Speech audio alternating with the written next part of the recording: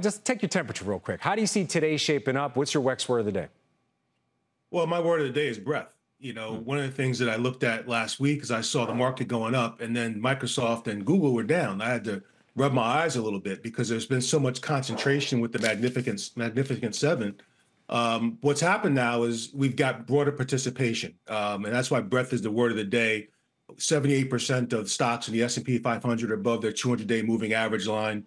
The same numbers for the 50-day. You'll see over 60% participation above the 250-day moving average line for the Nasdaq Okay. 100, and I think that's a very positive sign for the market. All right. Also, you're making some moves. Obviously, we had some news about the oil market over the weekend, OPEC extending their cuts, and you're buying into the energy sector.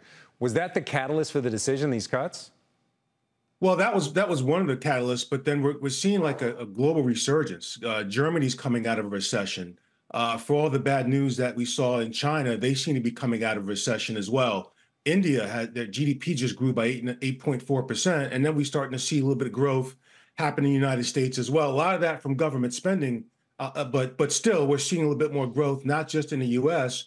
but around the world, and that's going to be good for oil. All right. I know you're also looking ahead to Jay Powell. He's going to be on Capitol Hill this week, obviously giving us some insight into the Fed's path forward. What are your expectations, and how is that guiding your investment thesis?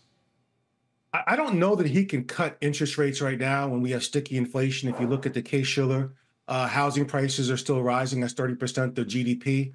I don't think he'll cut rates, but what I do see is that the tightening will decrease. And so, the global liquidity is really one of the things that correlates well with something like Bitcoin.